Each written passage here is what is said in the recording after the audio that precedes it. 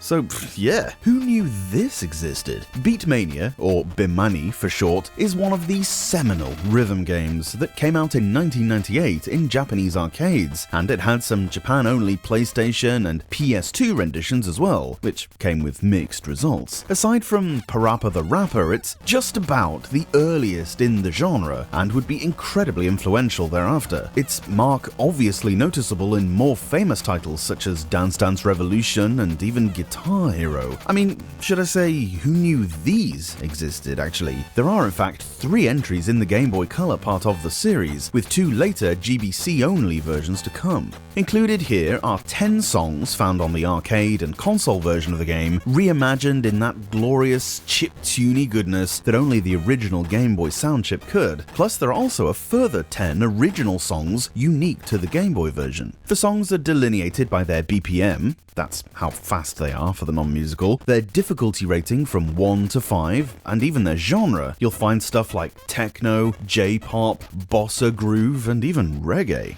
You're presented with a notation grid that scrolls vertically towards you with various notches on it. Your aim is to press the correct button at the correct time to synchronize with those notches. They'll be in several different columns on the grid. The leftmost 3 columns correspond to left, up, and right on the D-pad, then B, A, and finally start on the rightmost side. Yeah, the start button. Start is a record scratch kind of thing. This was the 90s, remember, when that sort of thing was still cool. Successful presses of these buttons will maintain the full song for you. If you, for instance, miss a D-pad input, then the percussion of the song might stop. Now, it might be a challenge at first to keep an eye on 6 different things all at once, but the way to do it is to mentally split the grid in 2. The left-hand side of all the inputs are controlled by the D-pad, i.e. your left hand, and so can only ever have one input at a time. You're not going to get left and right at the same time, for instance. Similarly, the right half are all controlled by the buttons near your right thumb, BA start, and so there again should only ever have one input at a time. You might of course get a direction and a button simultaneously, but that's part of the challenge. Do note that to have any fun at all, you probably need to play this on a Game Boy or Game Boy Color, rather than one of the original Game Boy Advance consoles. An SP might be fine, as control-wise it does rely on the color placement of the start button. You're gonna want to be able to hit that with your right thumb. And of course on the OG GBA, the start and select buttons are on the other side of the screen. Even worse is if you're emulating, the directional arrows are usually on the right-hand side of the keyboard, and B and A by default typically mapped to Z and X. The level of mental gymnastics to try and use that configuration breaks my brain just to think of it, so I'd probably plug in a controller of some kind, or otherwise remap your keys. You'll only have a small choice of songs in free mode at first. You can unlock more by progressing through the arcade mode.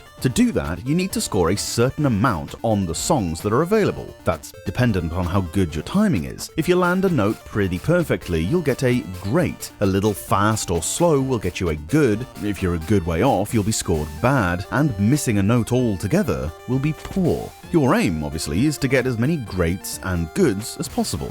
Arcade mode has 2 difficulty paths, normal and expert. Normal has 4 stages to get through, with each stage giving a choice between 2 songs, typically in different genres. They'll usually be around the same level of difficulty, but can give a choice typically between a fast song and a more mid-tempo one. Score really highly and you can even unlock bonus stages. Fear not though if you're rubbish at this game, like I am, as you can clearly see, because there are tons of passwords you can enter to manually unlock the other songs if you want, so don't worry that you won't get to hear them all. Every now and then as well, you can actually play a DJ battle instead of a normal song, which is almost like a Simon Says Copy Me kind of game, where you have to follow the patterns the DJ does by just record scratching with the start button. Admittedly, this is quite a bit easier than the regular tracks and can let you progress quicker, but you might miss out on some unlocks this way.